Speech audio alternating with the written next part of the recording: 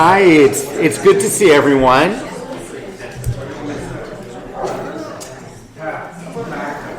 Good. So welcome. I love seeing many people who belong to other synagogues or don't belong to a synagogue and have just come. It's great. Kind of community coming together to learn is really, really important. And of course, it's great to see everyone from our community who hopefully have received people you don't know with warm greetings and welcome. Good. Then it's working. This is part for us at Beth Jacob of a 3-part series of Israel at the moment, where we're really looking at a broad variety of different topics. And it's going to be a great series. I want to acknowledge our Adult Learning Committee that's headed by Rana Rogel. And it's always nice when a congregant has a special connection with someone and says, you've got to bring this person. And then 20 other people say, you got to bring this person. Or, yay, you're bringing Toba. So we're so glad to have you. And I want to call on Adam Taub to share an introduction.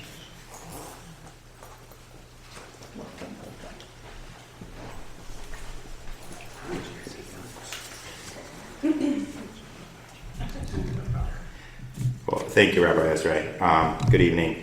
First off, I want to thank you, Rabbi Ezra, because just because someone makes a suggestion doesn't mean that it actually goes anywhere. So it's really your leadership that contributes to that, and also Rana and the whole Adult Education Committee for making this happen and working with Toba.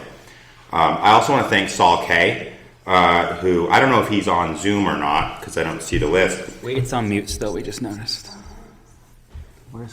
We should mention there are about 30 people on Zoom. It's on mute. Okay, it's good now. Okay. I want to thank Saul. I know he's out of town, but when I sent out some information about Toba's work a couple months ago and asked if anyone wanted to do anything about that, he jumped at the opportunity and he hosted her on his Holy Sparks podcast, which was a terrific conversation. So I want to thank him for that. The plan tonight is for Toba to present for about 45 minutes, followed by Q&A, maybe of about the same length. And as a reminder, at Beth Jacob, we have respectful dialogue principles, so please adhere to those throughout the evening. Now, all right, I gotta go.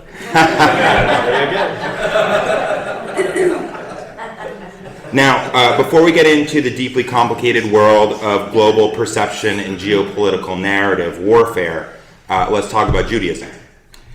In Judaism, we love to be right. Endless Talmudic debate and arguing over footnotes and intent and word choice.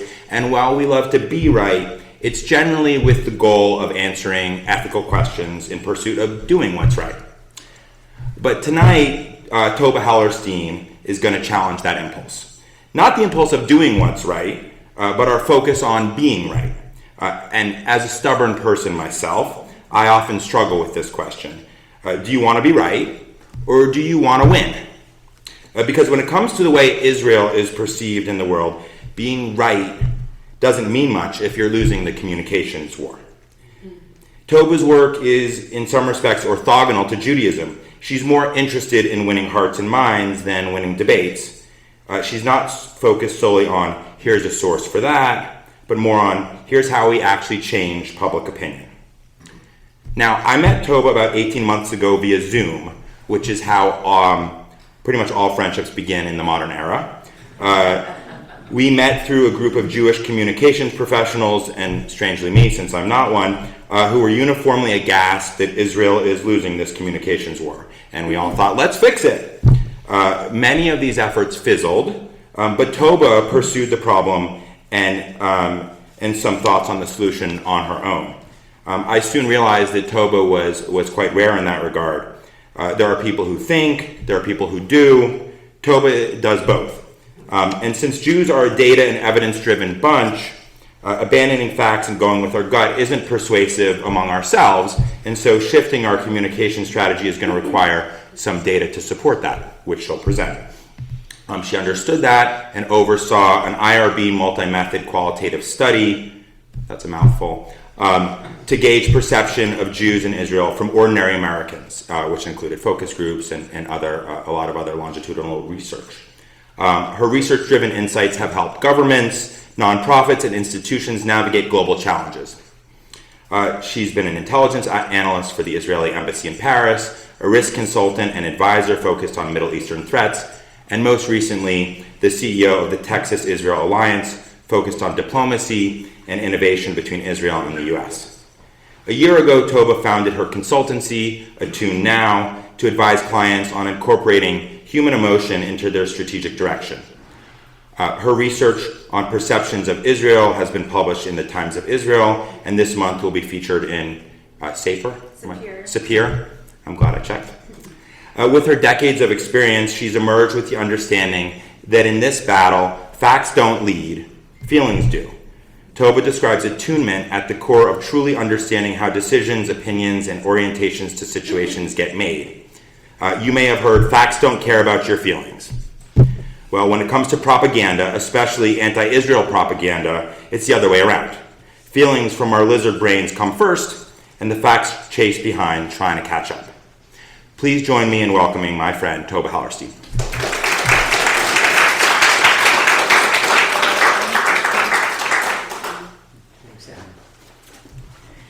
Hi, I'm so happy to be here. I want to thank so much Congregation Beth Jacob and Rabbi Ezra, as well as Rona and Adam, for facilitating this. The conversation tonight is about the rising trend of anti-Semitism. It's about the texture and the understanding of what's driving it. And what we're looking at is how to attune to the audience and what is propelling this. And so I think very often what you find is reactive strategies that feel really good and cathartic for us, but don't take into account the thoughts and feelings and motivations of normal American public. So this is not supposed to be a crisis briefing or a history lesson. It's something deeper. And I think if you don't take anything else away from this entire talk, which I hope you take more away than that, but if you don't take anything else away, what I hope you leave with is wondering first, when you're engaging with people, what is driving their stance, and understanding with curiosity where they got there. I think these insights, some of them may fit into the category of, yeah, I couldn't quite put my finger on it, but I was thinking something like that. And then other ones might be really counterintuitive to the dominant narrative. And so I just invite everyone to keep an open mind and curiosity. I think we're at an important inflection point where most of us have figured out that what we're doing right now is not working. And so this work, the whole point of it is to be an invitation into dealing with the problem differently in a more strategic way. So we will begin. So just to kind of go through the flow, I'll start with some introduction and context about the research, and then I'll go through a little bit of understanding the rising trend. And then I'm going to give some very general insights overall about what the findings were, and then end with more specific strategies that can be incorporated. I think my point is to make this as actionable as possible, because I think it's not just understanding high level, but being able to really put it to action. I will try to keep this to 45 minutes. We will see how that goes. It's the research itself is like a 150-page report. So if I can get under 55 minutes, I think we've succeeded. Okay. You're in good company with how sermons happen. So I want to begin with a bit of background of how this research came about. So I was doing back-channel Middle East diplomacy work until October 7th. And I think I, like many of you, after the attacks, stopped in my tracks and realized how much America felt like it was on fire in a way that I had not fully oriented to before that. And so I think a lot of us, we were looking for ways to offer value and be of service in this. And I started off by advising Israeli spokespeople to improve their messaging. And soon it became very clear that a country in active trauma can't simultaneously zoom out and attune to communities across the world, that has to be an exercise of the diaspora, because these are the communities where we live, right? And so from there, as Adam had mentioned, I joined some different coalitions of people coming together in the diaspora of how do we deal with the propaganda war and the war of perception. And within that, I was aggregating research and looking for what are key insights that we can use. And it became really clear that there was no research on that. The research that exists are audits of anti-Semitic incidents, polling of like, are you on this team or on that team?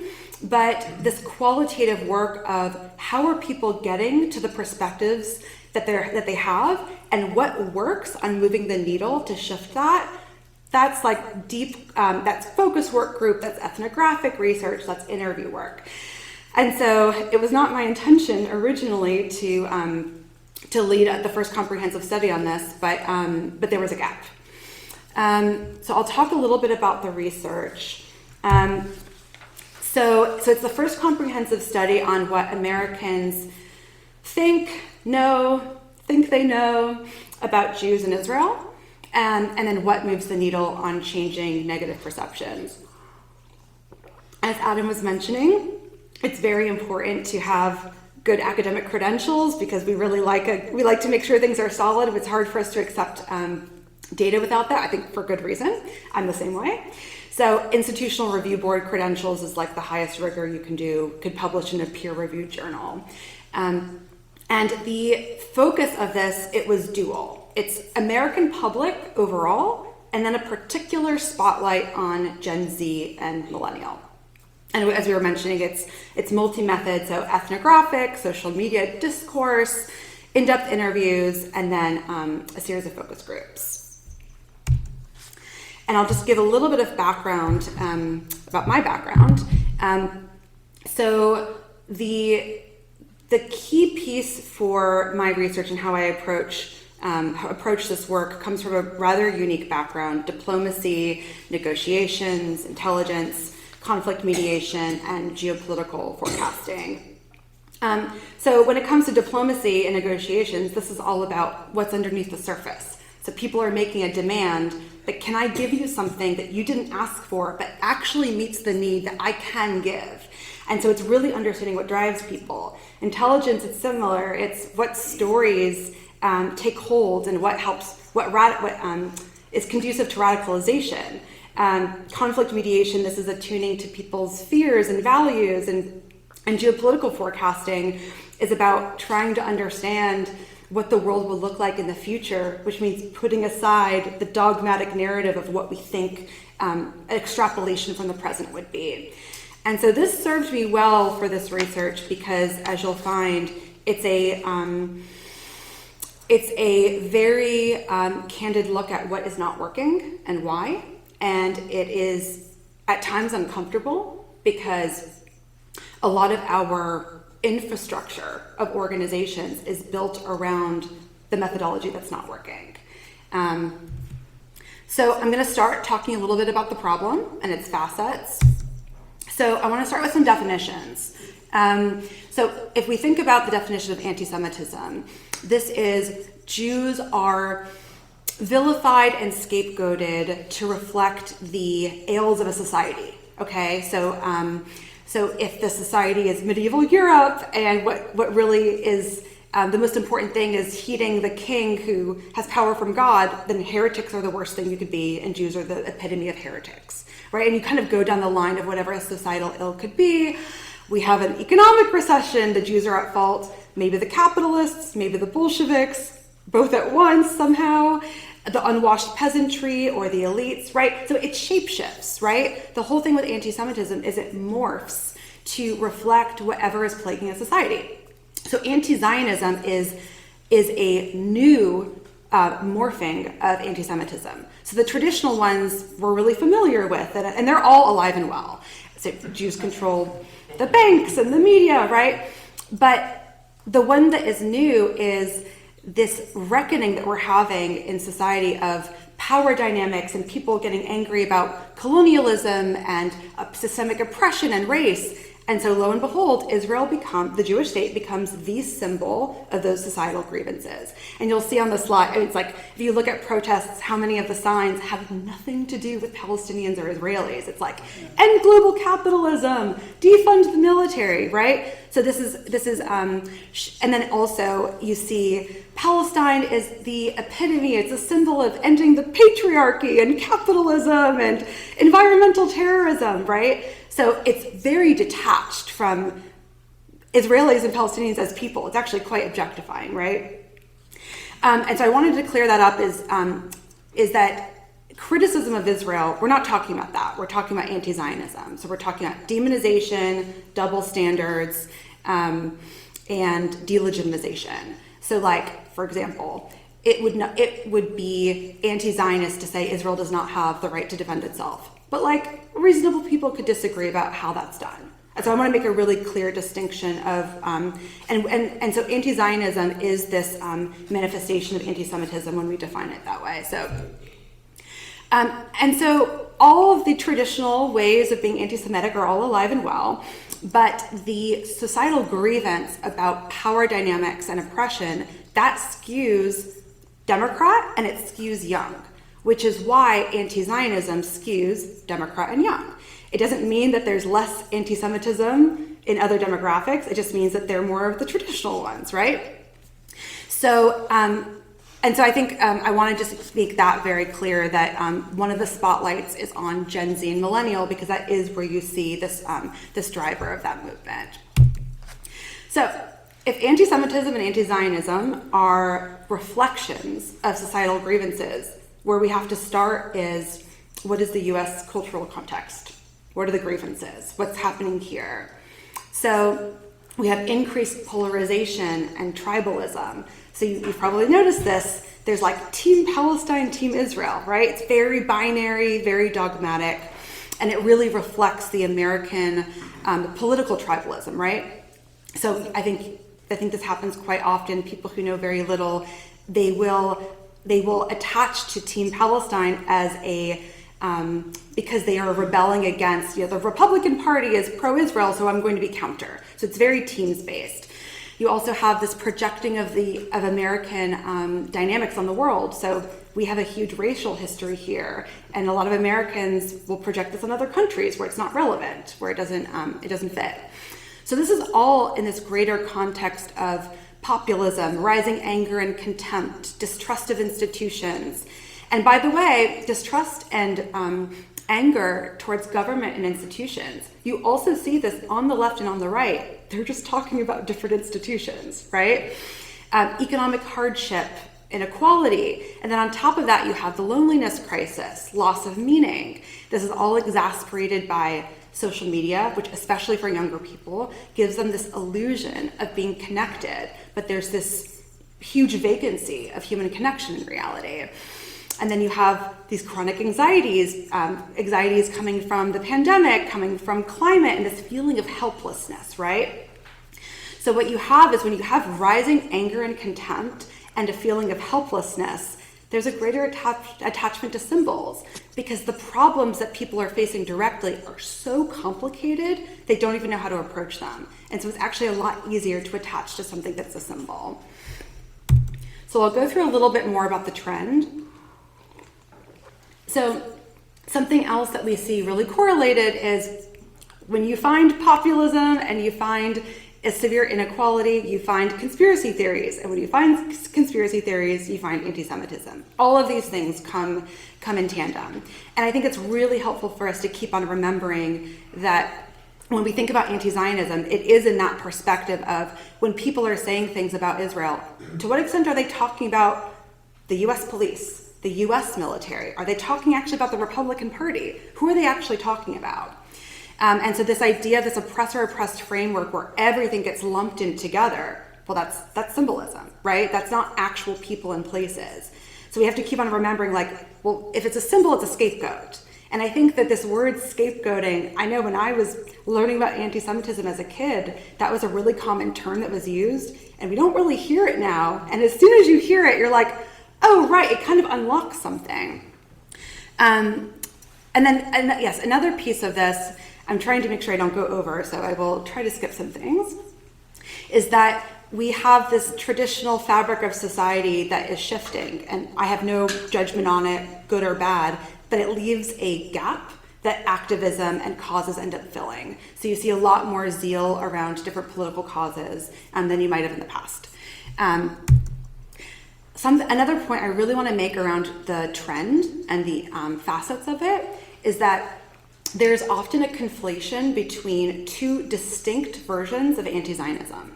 So anti-Zionism that comes from someone who is Palestinian or Lebanese or Jordanian, it's actually a very different flavor of hatred. It's more revolving around fear and heartbreak, whereas in the West, this is moral superiority and contempt, which is actually much more similar to white supremacy than anything else. And this is really important to understand because the Western anti-Zionism, it dresses up as though it's the Middle Eastern version, and it's not. And you can very easily tell within all the research, if people couldn't find Gaza or Israel on the map, if they had no context, then you know that's not what it is, right? It's pretty obvious. I'll talk just for a quick moment on the anti-Israel propaganda network. This is not just Hamas and Qatar and Iran, the usual suspects, but then you have like these cynical actors like Russia and China that are just meddling in US unrest, right? And they're being opportunistic. I've spent a lot of time with cyber commands and things like that in Israel that tell me about billions of dollars of bot farms in Malaysia and Pakistan. So the only thing I want to really touch on, because we don't have a ton of time, is that what the anti-Israel propaganda strategy does so well is they're attuning to the American public. So they can only manipulate if they understand what is driving people. So it's exploiting the psychological state of anxiety, social alienation, identity divisions. They're manipulating that. They know that there's an obsession with oppression and figuring out a metaphor to help more easily explain that. And so they're using Israel as a scapegoat. They're inviting young audiences who are alienated from their own systems to vent, to feel belonging. So they're operating with subversion. And then but the most important thing is they're not coming to Americans and saying, you should care about us. And that's what we do, right? We say, you should care about Israel, you should care about Jews. What they're doing is they're saying, what do you care about? Oh, well, actually, we're really just like that. What they're doing is they're embedding themselves in things that people already care about. And that's the way to do it. This is the place that we fail. They have a centralized strategy that helps as well. And I don't want to go too far into this, but you can read many studies about billions of dollars coming from Qatar and the connection between protests at schools and that. Something I will note really quickly related to funding from countries like Qatar and the protests, I call it anti-Zionist privilege, because you just don't find this at trade schools, right? When I talk to people who are working class, middle class, they're not obsessed with this. What you often find is it's the people who get obsessed with this are those who are privileged enough, but felt entitled to more. So it's people who were very well educated, who thought they should be doing better. But like if someone came from a working class family, they don't feel entitled to more. So you see this as a bastion on college campuses because people have this sense of mobility and then this economic anxiety about not getting where they think they should be. So we're going to go through the high-level insights. How am I doing on time? Okay. We're going to go through the high-level insights. I want to start with what I call the knowledge gap. There is a huge gap between what we think people know about Jews and Israel and what they actually know. So most people will actually never meet a Jewish person. They'll definitely not meet an Israeli person. And even though some of these quotes are maybe a little bit, are maybe not representative of the majority of Americans, these quotes are probably representative of 40%. It's a huge, huge swath. So some of my favorites I will read. Is Israel the same as Iraq?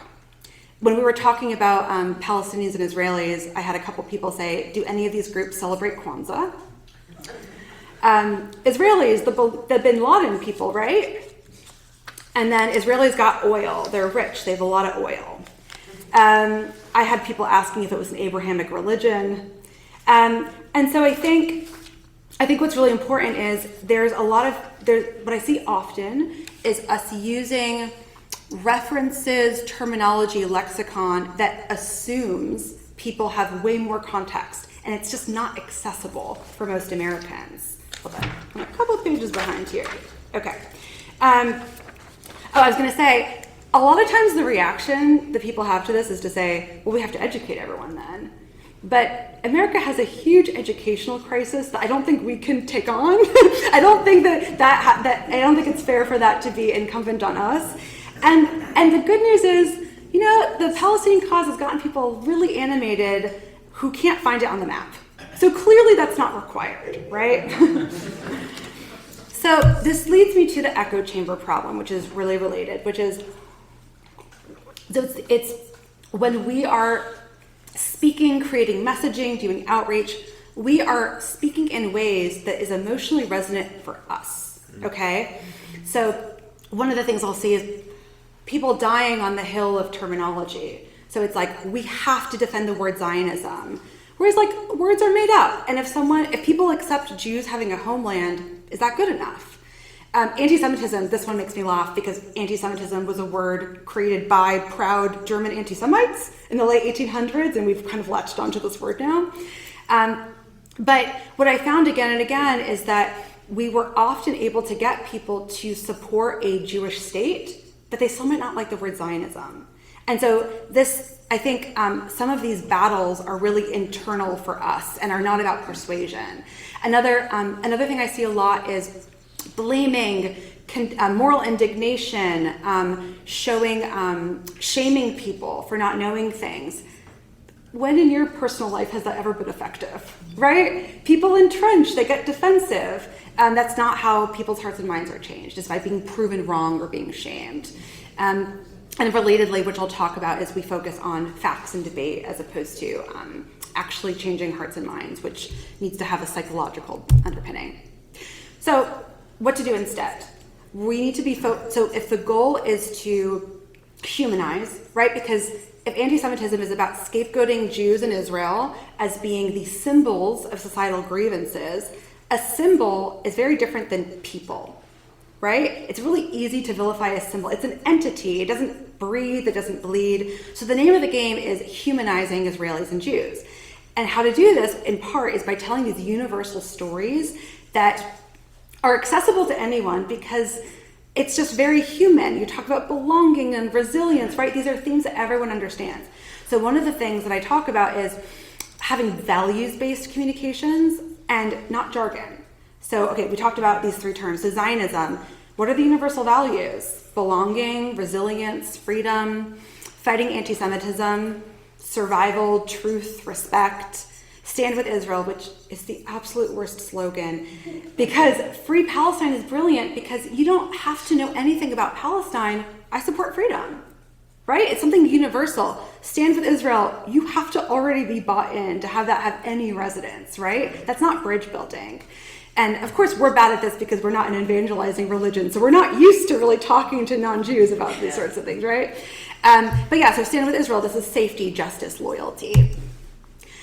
Okay, so if we're talking about attuning to the American public and understanding how to meet them where they are, we have to also segment the pro-Palestinian culture because people get bought in for different reasons and our strategies have to address those different reasons.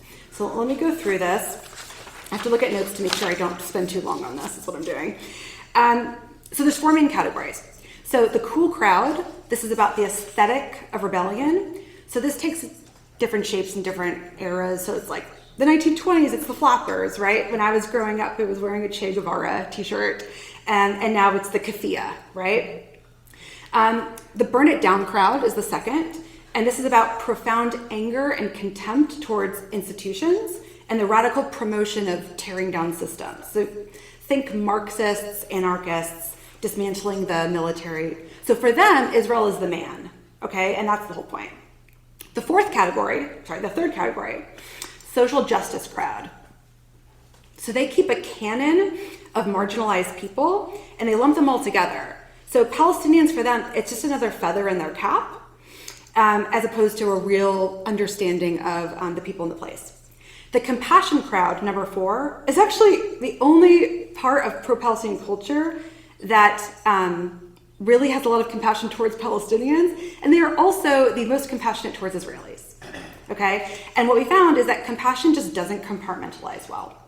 So anger is about symbolism and projection. Compassion, if you're actually compassionate towards civilians, you care about all civilians, is really what we find. And so I call this the compassion ruse in pro-Palestinian culture, is this dressings of compassion, but that's not the actual driver. So let me go through a little bit of this. So the cool factor, we talked about the cool crowd. Oh, and actually I want to go back for a second. These 4 categories, it's not like a person is only in one. These are 4 emotional categories, and people can be more than one, but I'll tell you the most common groupings.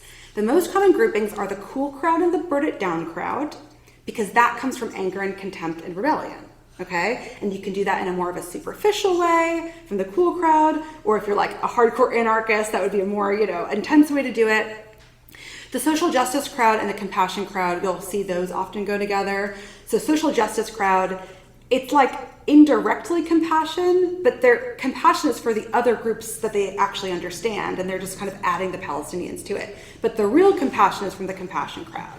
So anyway, I want to have you understand that it's not like one person only fits in one. But you do see that in the 4 categories, you have these 2 diametrically opposite emotions of buy-in between compassion, or like auxiliary to compassion, and anger and contempt. And the one that we're most concerned about and wanting to address is the anger and contempt, right? Because we don't begrudge people having compassion for people. Yes, yeah. So, okay. So archetypes are a really important point that I want to make. So archetypes are emotional shortcuts in a noisy world.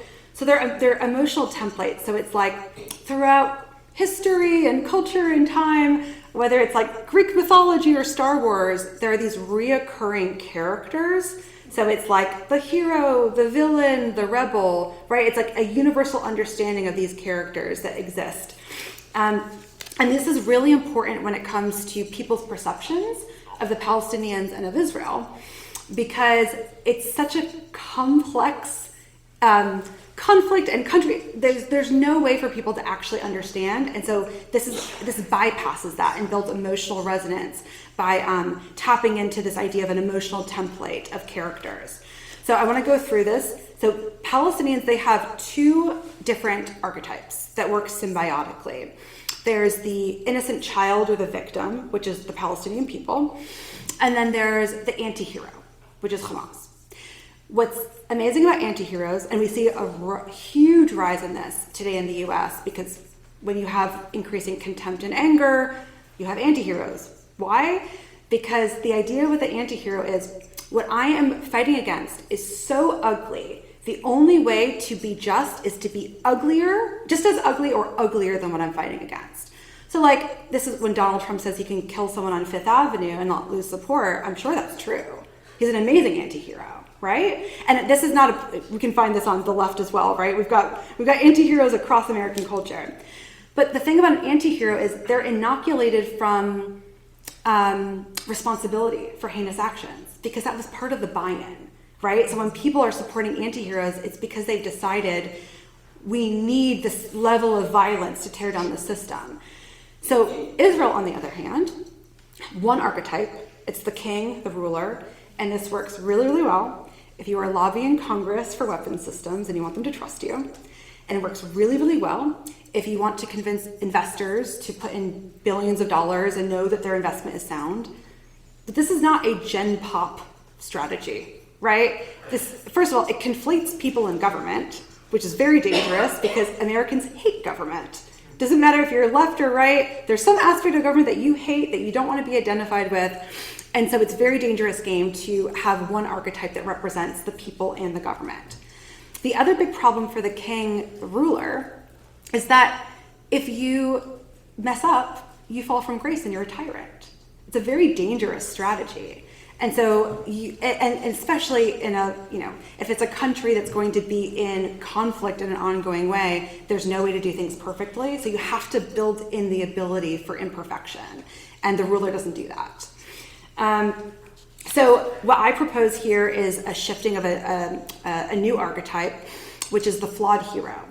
So this is all about values that Americans already, in the research I hadn't mentioned this, but what we did is, one of the things we did was ask what were the best perceptions of Jews. So like, what's your favorite thing about Jewish people? Actually, I want to try this out. Does anyone have a guess of what would have been highly ranked on that? Jerry Seinfeld. What's that? Jerry Seinfeld. Oh, that's an interesting one. Food? Hollywood. Hollywood? Smart. Interesting. Okay, so here's what I'm getting from this. Basically, all of you, it's achievements oriented. It's like outcome, okay? Americans don't care. They don't care what we innovated. They don't care what we created. That's the what. They want to know the who and the why, okay? That's what they connect with. So if we're trying to create a new archetype, it needs to be around the who and the why. So the ruler is still the what. It's the stability. It's the consistency, right? So flawed hero, if this is like, okay, this is, commitment to community and loyalty and grit and survival, and, I'm going to screw up and I'm going to keep on trying and get up again. Americans love a flawed hero. This is like Batman, Iron Man, right? We love the story of someone who is motivated by beautiful virtues and like has shortcomings, and they're human. It's really relatable. And then another part of this is that, and I'll get into this later, but Gen Z and Millennial in particular have a huge distrust for anything that feels emotionally inauthentic. And there's just no way to be a government and do a war perfectly. It's just not a possible thing to do. And so trying to purport that we're doing that just falls flat. It doesn't land.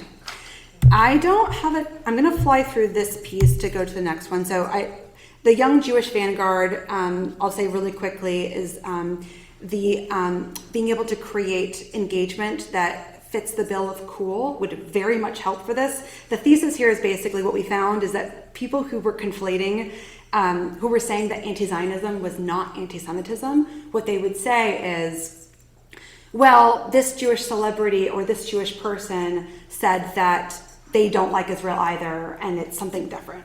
So there's something about this vanguard of holding the line and saying like, and actually making sure that people understand that that those two things are one and the same. And so this challenge of getting people who are peers, whether that's celebrities or people who are actually, going to school with them, things like that, to be able to have buy-in. So I won't go through this though; it's too long. I'm going to sneak through. Okay. Last section, most important. This is strategic insights that are actionable. Okay. So I want to go back for a moment to the anti-Israel movement's success and why they're so successful. So if you see, can you see here that basically they start with emotions, then they go to us versus them, then values, then logic, then facts. And we go in the opposite direction. That is not the right direction. Okay, so we start with debate versus conversation. We're proving, and I'll explain a little bit more why we do this, and it makes a lot of sense. But what you'll see in the insights is about the ways of attuning in order to emotionally connect instead. That's sort of the theme of the insights.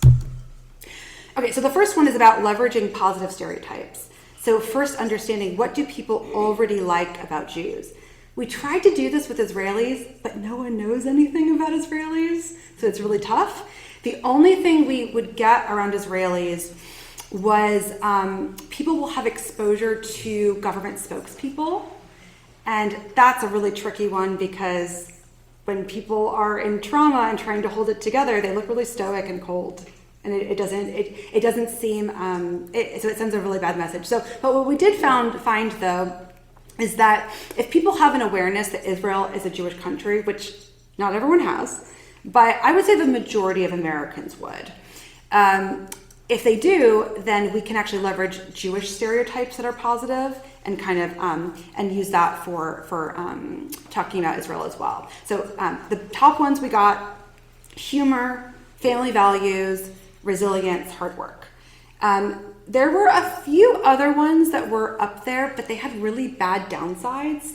So like community values, people really liked, but it also means you're insular. Okay, so what's nice about the ones that I have up here is that you don't have that downside. Another one was, like successful goes into greed, and it depends on the segmentation because certain demographics are more likely to be conspiratorial than others, but these are pretty safe ones for us to use. The second one is we talked about telling universal stories, and so you might ask, what does that mean? So everyday moments of joy, relatable family dynamics. What we thought people really liked is like hearing Israelis complain about their own families, even, right? It's very relatable. You're trying to create a connection of like, oh yeah, that's like my family. Celebrating creativity, innovation. Oh, we're so good about talking about Startup Nation and what we've made, but like it should be about the people, the inventors, not the invention. Okay, it's the story of the innovation and the creativity, not the output. Resilience and adversity. Oh, children's perspectives is a really great one. In the same way that we're trying to differentiate between Israeli people and government, and we're trying to humanize Israelis, and it's just harder to vilify a child. So it's just really high leverage to have children's perspectives, and Americans love pets, and so that's a really high leverage one too. Related to the universal stories, but also related to Americans not knowing much about the world, it's really helpful to have American analogies that people can relate to. When we would describe Israel, and because we were always kind of waiting, the idea was to figure out what language the audience would use so we could mimic that and see, as opposed to us asserting language. And when we would describe the history of Israel, people would say, oh, it's a melting pot like us. It's a nation of refugees. And I was like, how brilliant. I've never really heard us use that verbiage. And that seems really obvious. I can't believe we don't do that. And that's super, super resonant. And we talked about emotional attunement, so persuading as opposed to defending. And our instinct is often to intellectualize. And I'll talk a little bit about trauma and how that happens, as opposed to telling compelling emotional stories. Okay, so we have a problem where our content is also packaged in this like corporate polished way very often. It's branded, you've got orgs with their logo on it. Americans are incredibly cynical about propaganda, disinformation, and so the reason why the other side has amazing content in part is because it seems grassroots. And it often isn't, but it looks like that, okay? So we were talking about graffiti right before this as well. Like that's super high leverage. A Super Bowl commercial, not as much. What people want is authentic, raw, real stories from people. And I had a lot of people in the focus groups I was asking them, like, how do you know if something's propaganda or not?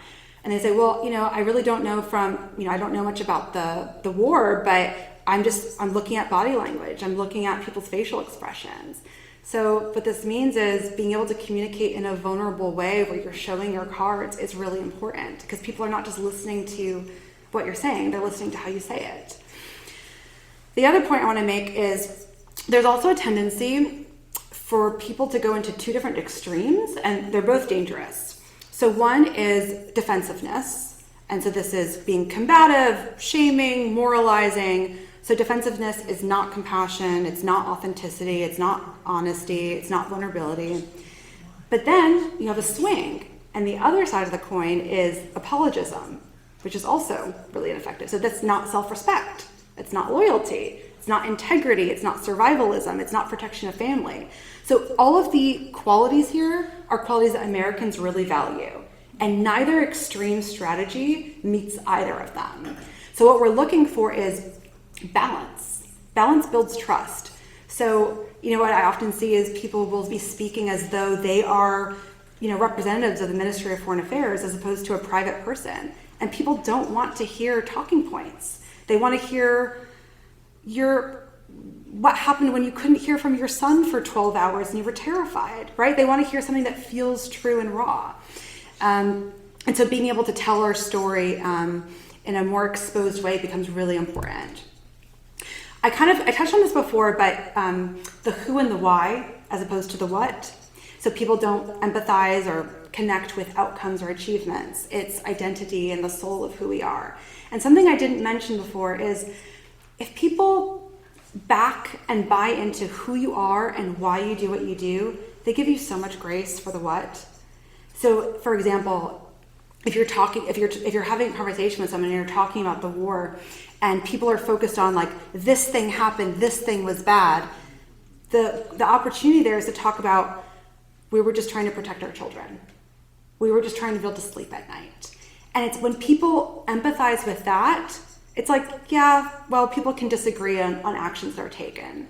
And so it's really, and war is really messy. And you're kind of on a losing battle to be defending every single thing a country does at war. No country does it perfect.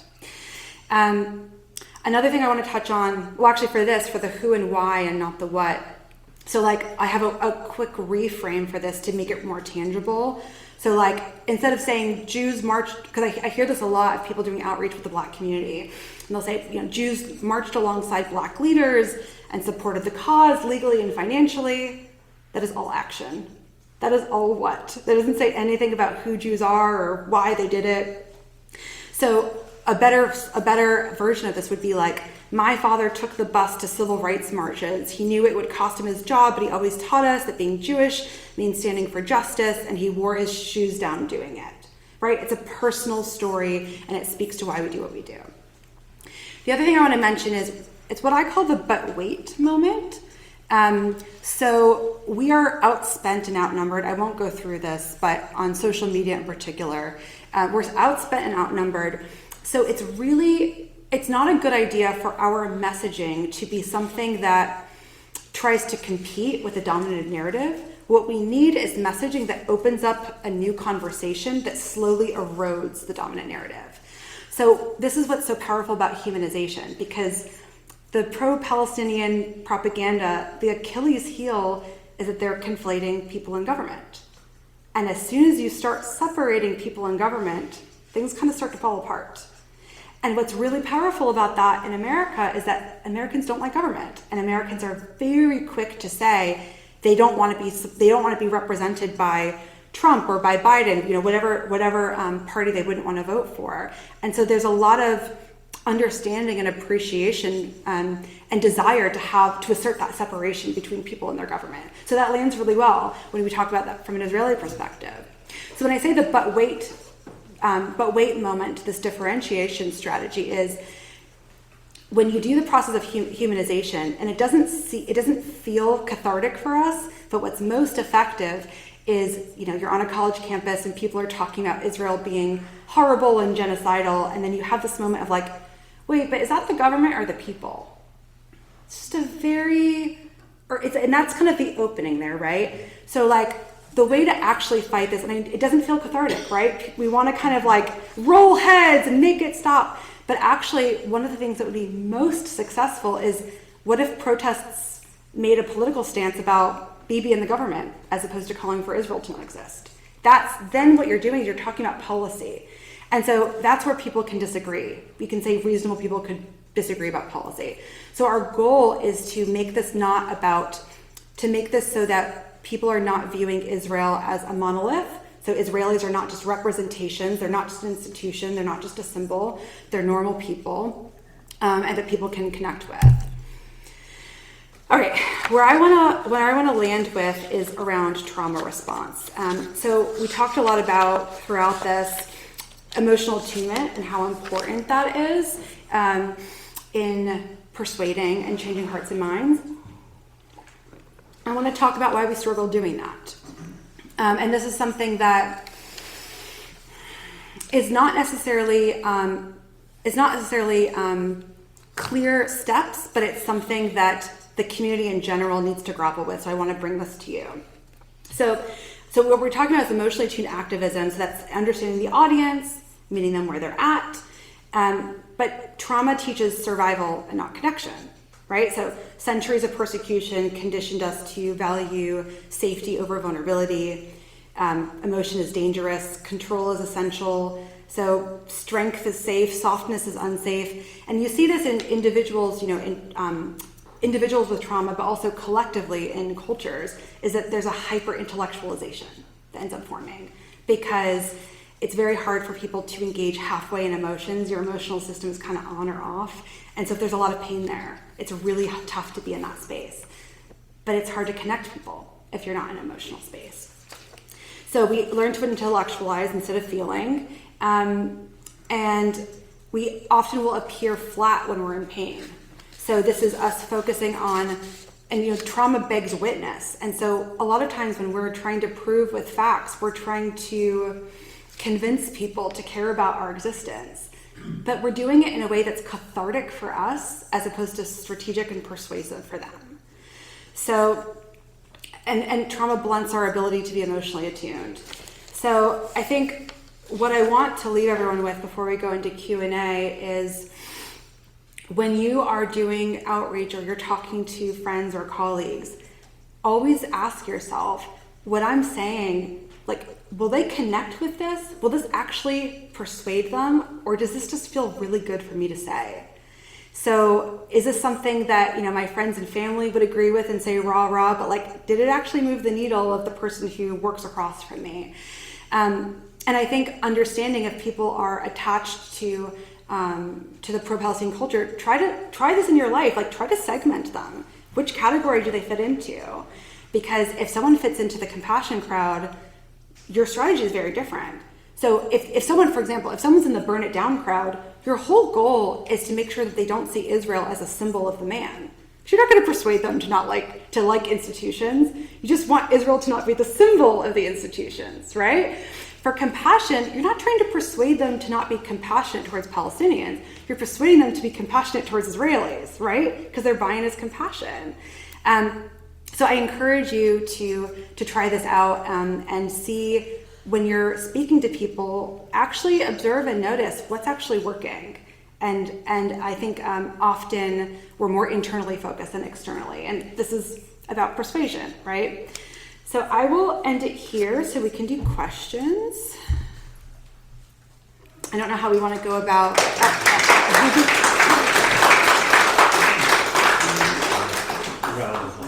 Use that microphone. No, that's for this use first. It's the only one we have, and then we'll leave it back. Okay. Toba, this was fascinating. Thank you. This on? It is on. So, in the interest of time, I'm just going to ask you to ask lots of questions and phrase them as questions to the extent possible, so that we can get as many of them in as possible. Okay.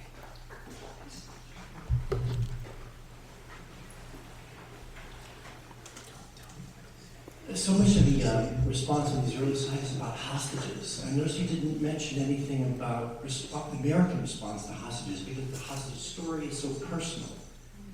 And so I wonder if there's any cascade or thoughts on that.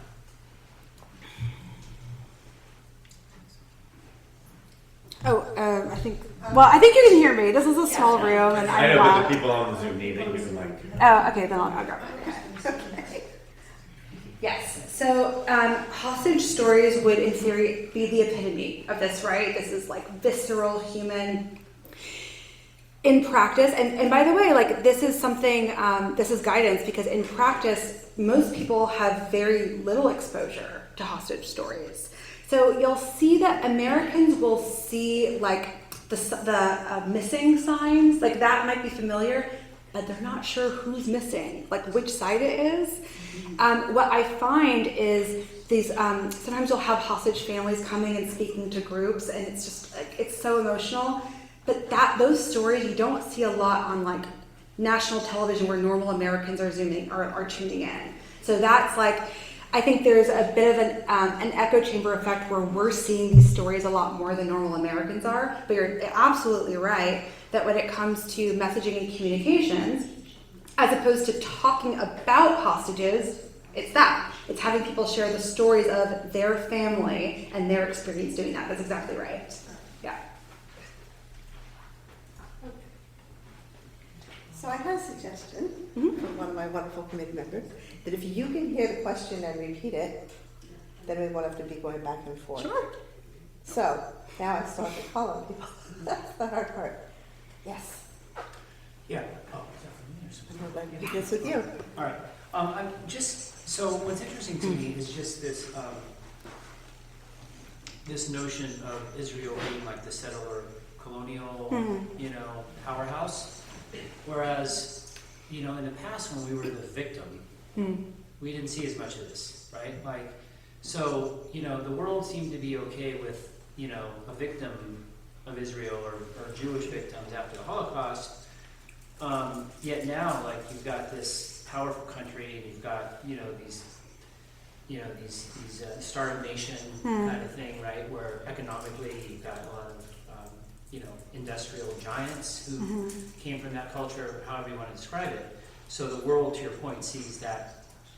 You know, the question is, right? We're not going to be able to counter the money that comes in. We're not going to be able to fight the social media war just based on numbers. But what about like shifting the narrative to Israel as the victim and really focusing, or Jews as a victim, focusing on the refugees from all the Arab countries, focusing on Holocaust, focusing on October 7th, like all those things, and just kind of appeal, like really putting that in the spotlight? Great question. So just to say for the... They can hear online. What's that? They can hear online. Oh, they could hear that. I don't have to restate it. That's what I was told. Yeah. Okay, all right, I won't restate it. So what you're describing is how we were recast from the David to the Goliath, and how do we get back to be the David, right? Which is the question that a lot of us are asking, but I don't actually think it ends up being the right question. Here's why. In retrospect, we're like, oh, it was so great to be the victim because people have compassion for that. But if you actually look at accounts after the Holocaust, people were like, who are these dirty, unwashed refugees coming in? You actually didn't have that response from people. The thing with anti-Semitism is you're blamed in either case, right? You're blamed for being the strong one, and you're blamed for being the weak one.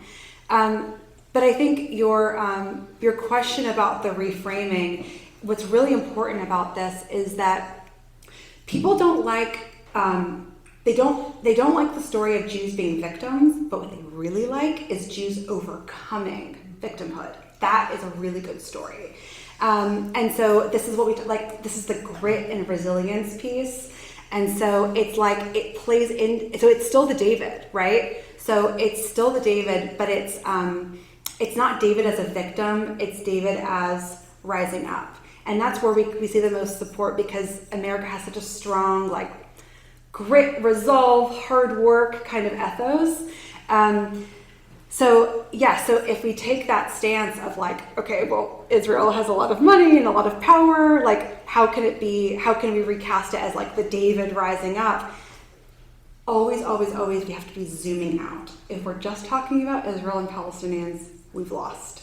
Okay? Because the whole point of Israel is only a David if you look at the world and you zoom out. You look at the whole region, you look at Hezbollah and the Houthis and Iran, right? So when we allow the framing to be Israel-Palestinian, like, we fell into the trap. Okay, we're like in the propaganda trap. This idea of like the little Hamas and the big Israel, it's like they're getting so much money from all these other countries. They're getting so much support. So I think this is what we found again and again of the zooming out. Your point about the Jewish refugees from Arab countries. So this was one of the most compelling points that I found in the focus groups, was that. So people, and actually I think this is because we're very Ashkenazi heavy in America. A lot of Jews in America don't know this history either. But the most high leverage, to your point, is showing a map of the whole Middle East.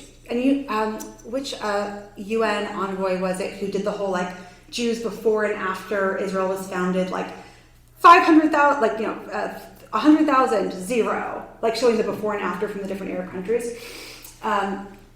And this was so incredibly powerful of showing that, because it shows Jews are from the region, right? And it shows that the countries that are at war, or also the countries that kicked the Jews out, right? But it requires that zooming out. So it's like, if you're zoomed in, it's like, well, Palestinians are being displaced, and right of return, and then you zoom out and you're like, well, the Jews didn't have the right to return. So that's what I would say practically is that the only way to be the David is by zooming out every single time. And so like in action, what this looks like is like you have to actively zoom it out because people are hyper focusing out of context. Yeah. Oh, okay. Go ahead. So like your point about, not getting into sticking with the facts and creating the stories and the emotional resonance, that all makes sense to me. At the same time, I feel like a lot of the people that I know that are, that are starting to believe the propaganda against Israel, it's because of the facts. Like, well, they're committing a genocide. Amnesty International says they're committing a genocide. All these organizations are talking about it that way. Even, or like, they read the New York Times and it says, like I asked a friend of mine this, she said, 40,000 civilians were killed. They're not reading 40,000 Palestinians, meaning like it's including militants. Totally. It's 40,000 Palestinians and they see civilians. So, and even your point about like what you just shared was a fact, right? About like, 800,000 Jews leaving Israel. So I'm kind of struggling with that because I feel, I get what you're saying, but I also feel like people are getting the wrong facts. So for the first point about the facts around genocide, what I would say to this is like the parallel of all of the other places that Amnesty International has called genocide that people are not riled up against. So it's not just about the facts, right? There's still this emotional piece because there's the hyper-focus on Israel and not the other countries. Your point about the facts for the zooming out, I'm not saying like don't use any facts. What I'm saying is that the facts should be in service of the emotional narrative. So being like, saying like, well, in 1967 we had this land and then this land, like that's more what I mean. I don't mean like, but I also think what's great about, for example, the Jewish refugees from Arab countries is like, you can tell that someone could have no context and you can tell that story in like 30 seconds, right? They don't need this big reservoir. So I'm not suggesting that we never use a fact, but the fact should be in service of, because people understand the idea of displacement, of people losing their homes, right? This is refugees, immigrate, like people understand this. And so you're referring to a fact, but it's in service of that universal story. But yes, that is absolutely true. In the same way of the lack of Jewish vanguard, it's something kind of similar, right? You have leadership and experts who are saying things, and so that's 100% well taken. Yes. Are you familiar with the MAP study because I thought that's where you were going, where they show the same set of facts to half of each classroom? I think it was done in some college, and then half of them got the map that showed Israel and the territories. The other half was zoomed out, where it showed just how tiny Israel is relative to the Middle East. Are you familiar with that? What do you think of the effectiveness of that? Yeah, it's funny. When we would show, when we would show the, everyone was shocked by how small Israel was. No one realizes. We would say, people would often say things like, but when we would show this, we would say, did you know that Israel, this tiny little country, is the only Jewish country and all of these other countries are Arab Muslim countries? Like 9 out of 10 people were like, well, yeah, like let them keep this land. Like it's the only Jewish country. It's wildly, wildly effective. Yes. Yes. Yeah, I just want to go back to what you said about facts versus emotion and talking about the Arab country Jews. They were refugees, but so were the Ashkenazi Jews. They were refugees, and they went through a lot more. But there is a documentary in Israel called The Long Way Home that really describes what happened in Iraq, in Baghdad. My family came from Iraq. They had to literally leave everything there. You wouldn't think for a minute that they would want to claim any of it. They got nothing. But when you say that, you have to say the facts. Yeah. I'm with, the previous question. You have to say the facts, but what you're saying, if I understand you, is to focus more on the experience of the people. That's exactly right. So for example, the story you just told, if someone was walking in off of the street, they didn't need a reservoir of understanding. You told that story so quickly because you made reference to your family, right? You're talking about they had to leave everything, right? So you're giving an emotional experience as opposed to saying in 1953 Jews, were 30% ownership of businesses in Baghdad, and in right? Like that. That's what I mean by facts. And so facts can be very. I think the point is that it's in service of the emotional and universal narrative, and when they're not in service, that's when you leave them to the side. But if they're in service, you use them, right? Right, and the other side of it, just 1 second, is if I say, Israel is full of refugees, and someone who is, could come back to me and say, well, that's the reason they should understand Palestinians are refugees. And they are. And they are. So what do you say? It's like, it's really hard to... Yeah, I mean, I think when you talk about, I think that sort of statement, it reminds me of like these intellectual exercises that, academia and universities get into that are totally outside of like practical reality. It's like, why do we have nations? Why do we have, right? It's sort of an academic exercise. And it's like, I think the way to counter that is like on its philosophical merits, it totally makes sense. But like practically, people need to have a home someplace, right? And so this is what I'm saying is like, for example, for that, talking about the experience of like, we didn't belong anywhere. This was the only place where we could actually belong and be the majority. It's like you're telling this experience of like, you can't refute, like philosophically, the idea that we shouldn't have borders or, we shouldn't be divided by religion or race. I hear this all the time. Like, well, why wouldn't you have a Jewish country, right? It's like people should just be able to live wherever. It's like, well, Japan doesn't think that, and Haiti and Somalia don't think that, right? Sweden doesn't think that. And so I think, but the problem is by doing that, I'm engaging in the debate, right? And so then that puts someone on the defense. So it's like what I always say is like, when you're debating, and this is not your question, but when you're debating, we often have this idea of like, there's somehow an audience, and if I outsmart them, I like win points. But it's always like who you're talking to is your audience, right? Like they are, they're the person you're persuading, and they're the person who you're talking to. And so for this, I think it becomes even more important to share the experience of why does that matter? Like why does a Jewish homeland matter? I think you were asking before, yeah.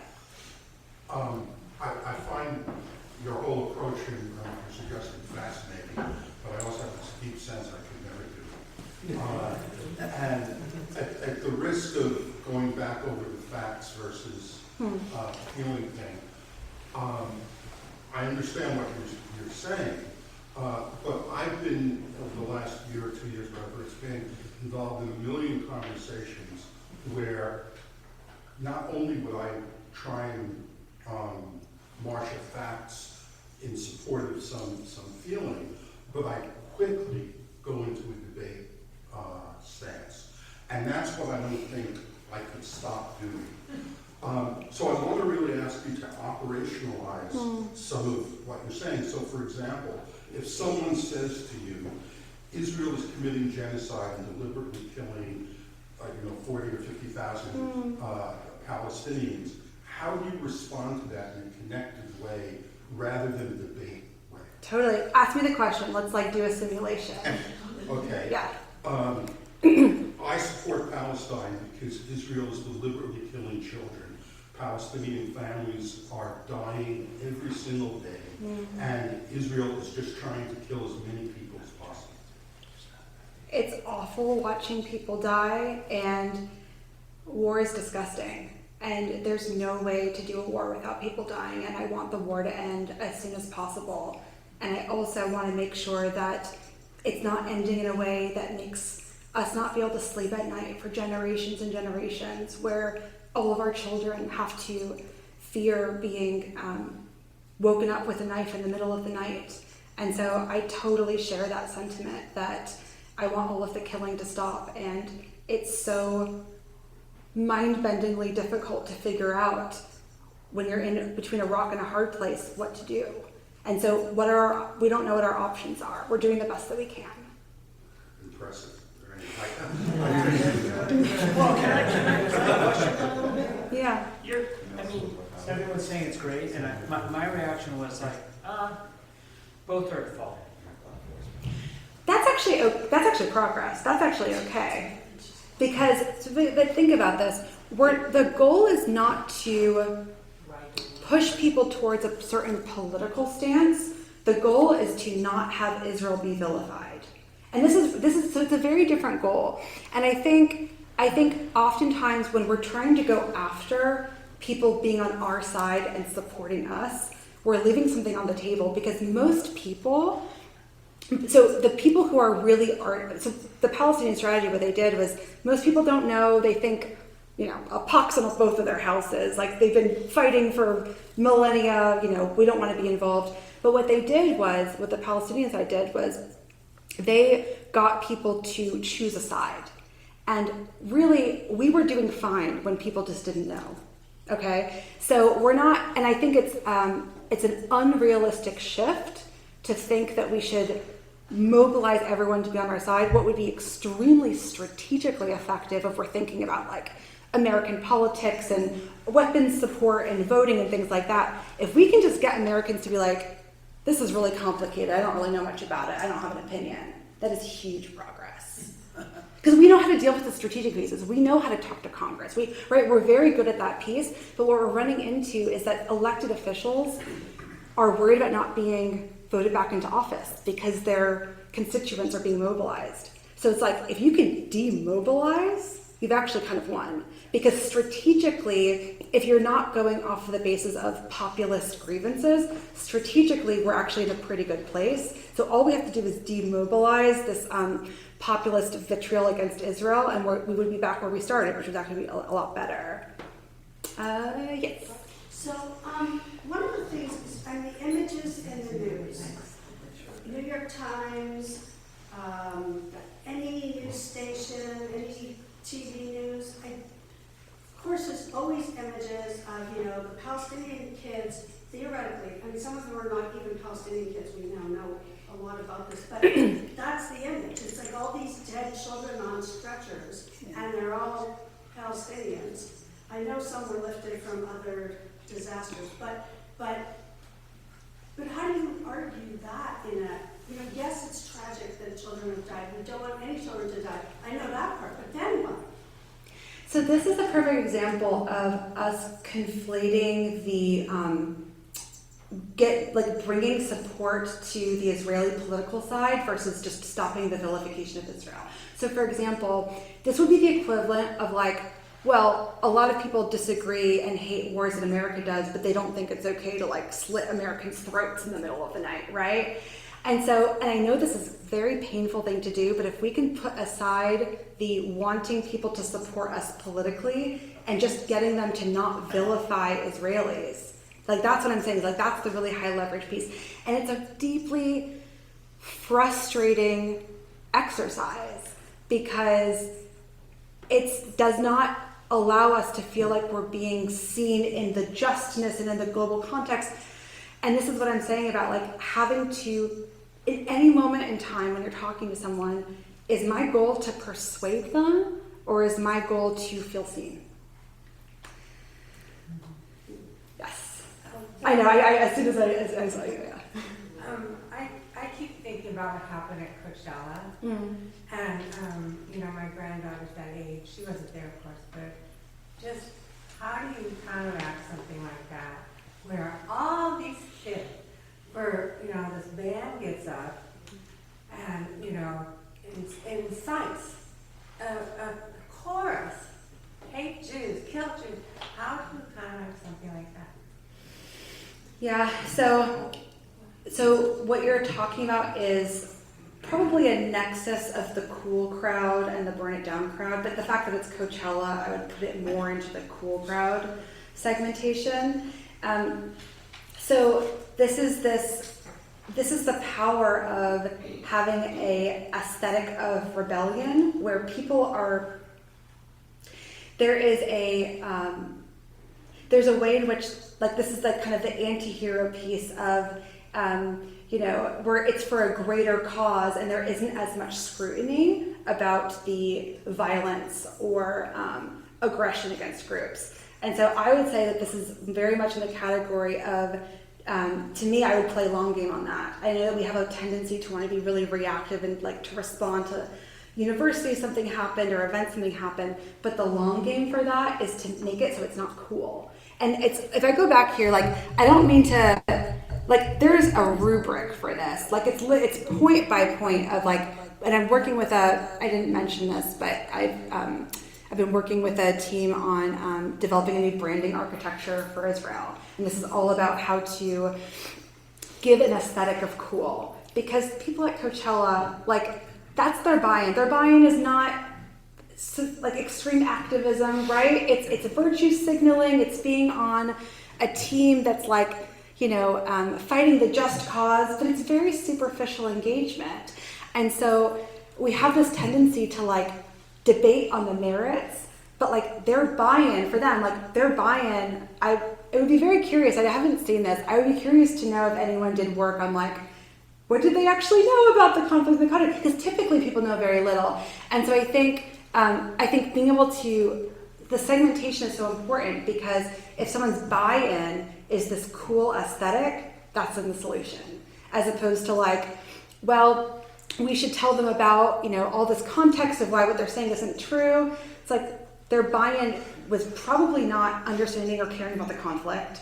I remember this right after October 7th when we had these huge surges on social media. I was like, if people were really interested in the conflict, you would see like book sales climbing of books that are talking about the history of the region and the conflict. And we saw like very little of that. And so I think and this is also another kind of unsatisfying, frustrating thing is feeling like we're bypassing the substance, but if people didn't come to it with the substance actually isn't in service. So what would you say to a young kid who comes to you who's been at Coachella and said, that was the greatest thing since sliced bread and the Israelis are terrible, and they want to be cool? I'm confused about the context. If a young kid who's either been to Coachella or has the cool factor, what's a good way of responding to that? Of like someone who just makes a comment about Israelis being evil, or what's the comment? Whatever they say at Coachella, it could be any comment. The kid wants to join the crowd. It could be a kid on a university. They don't know which river, they don't know which sea, but they want to stand up and recount it. Got it. So this is like, I'll give you some inside scoop. So in political negotiations, what you always try to do is figure out what's important to the person and validate it. So what you want to do is you want to be leading with curiosity of like you're first collecting, you're like wanting to know more, and you're understanding more about what's actually plaguing them, and then being able to validate as much as you can. So for example, for the burn it down crowd, let's assume they're a burn it down crowd person. Let's assume, and so they say, Israelis are evil. And you say like, tell me more about that. Tell me how they're evil. And you're not challenging, right? You're collecting information. You're being curious.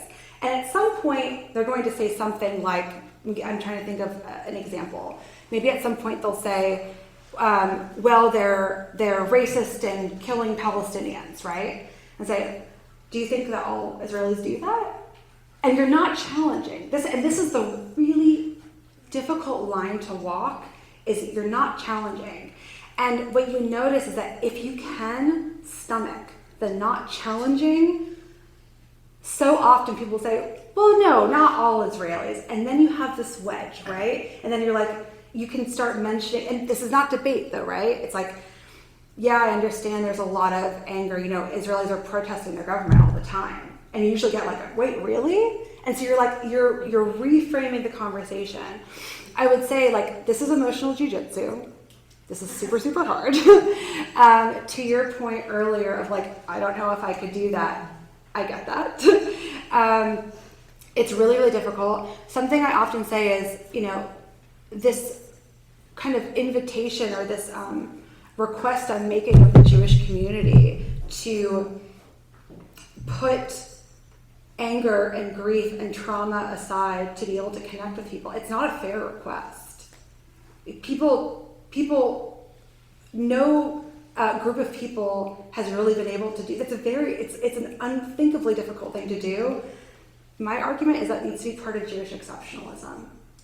That needs to be a cornerstone of Tikkun Olam, is being able to start to do that. This is a spiritual struggle just as much of a physical struggle, but Jews seem strangely absent from the spiritual side of it. Now, the essence of Jewish identity, the Jewish nation was founded thousands of years ago on two central ideas: the supremacy of God and the truth of His covenant. The relationship with God is the core of Jewish identity, but we seem to spend more time running away from that than embracing it.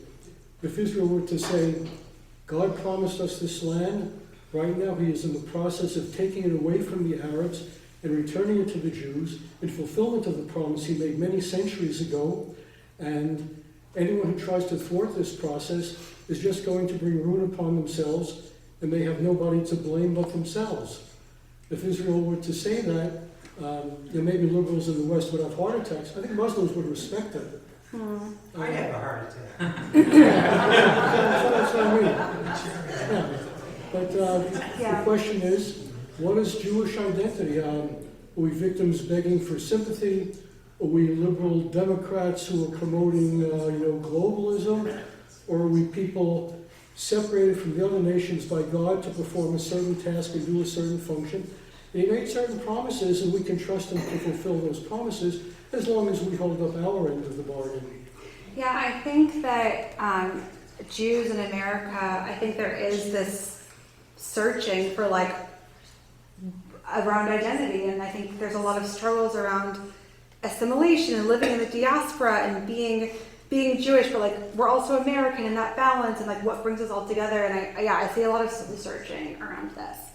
Something that you mentioned, it reminded me of something else about Muslims respecting that sort of strength. Something I wanted to mention that I thought was really, always really interesting is usually when I tell Israelis about, when you're talking on TV, show a break in your voice, really bring the vulnerability, what they often will say immediately is, well, that makes us look weak to the enemy, to the Arabs.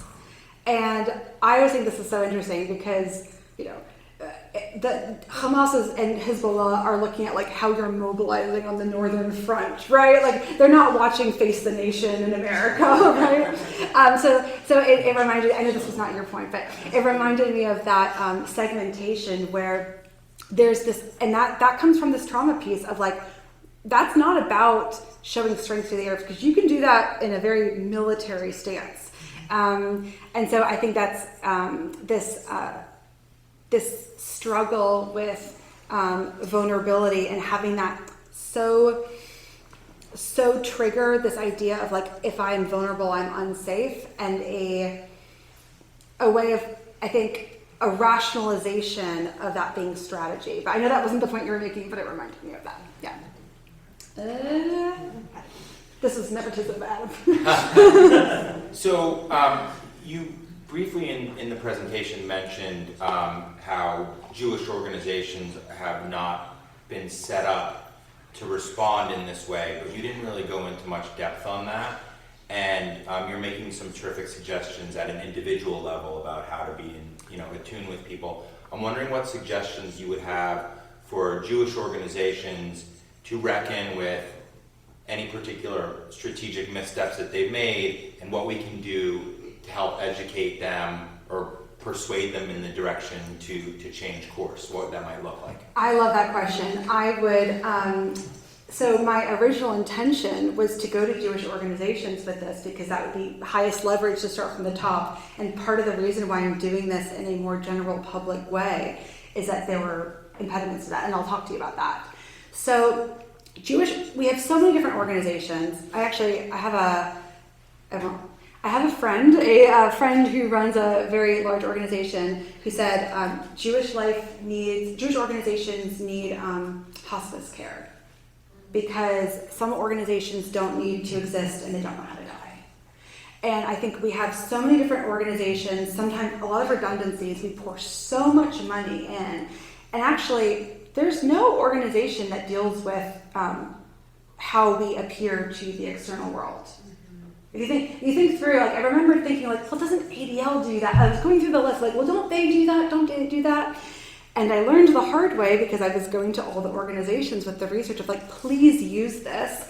You know, I made this free and open in a very, like, you can't patent the sun sort of philosophy. Please use this. And all the organizations said, like, well, we're working with Jewish people. We're not working with non-Jewish people. So we don't have, like, to answer your question, Adam, we need infrastructure that's designed of how we communicate to non-Jewish Americans. So, like, the ADL, for example, it's like, and some, they're doing that, but they're doing that in the sense of reporting data of incidents or reporting threat levels. They're not actually in a position of doing outreach with non-Jews. I would talk to large organizations that, like, had a division that was supposed to be doing that, and it's like one person, and they're totally under ill-equipped. And so I think we need a bit of a Jewish organizational renaissance, as opposed to saying we have this litany of organizations that we give our dollars to, starting a little bit backwards and saying, what are our needs in America today? Which organizations serve those well?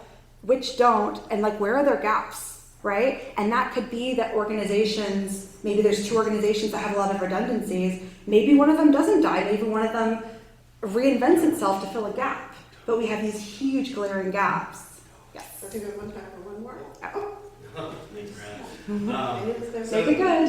Thank you. I guess I have two really short questions. One, do you think there's enough, I'd say, investment in I'd say the general Jewish population integrating Jewish values into American values? And the second part is, if that was done on a more official capacity, do you think that would help combat anti-Semitism? So, and I want to make sure I understood what I think you were saying. I'm paraphrasing. I think you were saying, would it be successful in combating anti-Semitism to show how American values and Jewish values and Western values are all kind of intertwined? Okay, I hear this a lot. It's very effective with certain parts of the American public. It's not effective with Gen Z millennials, okay? And it tends to, it has mixed results for left-leaning overall. Why? Because if you have a lot of anger and contempt around the West and institutions, it can actually backfire. So this is why it's because of that intertwining of values that you have a lot of support from Republicans, right? It's from that logic. And so we try to, we're like, oh, this is great, but it actually backfires for other populations. Yeah. Interesting. Yeah. Toba, I want to thank you. We'll grab the mic. Oh yeah, thank you.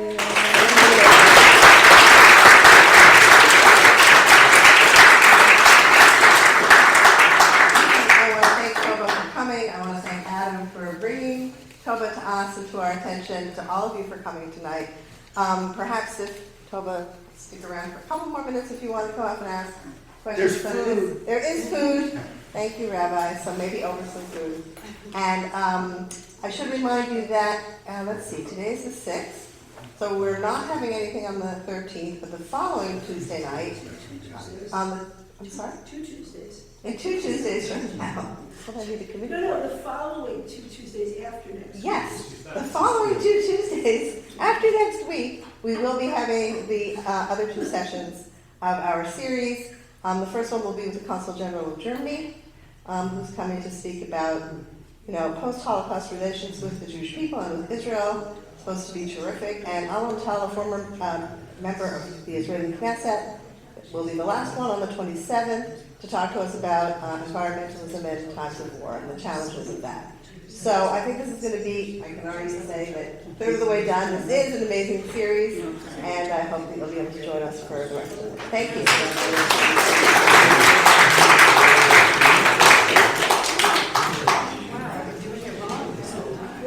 That was mine. You know, I think it's a way to talk about it.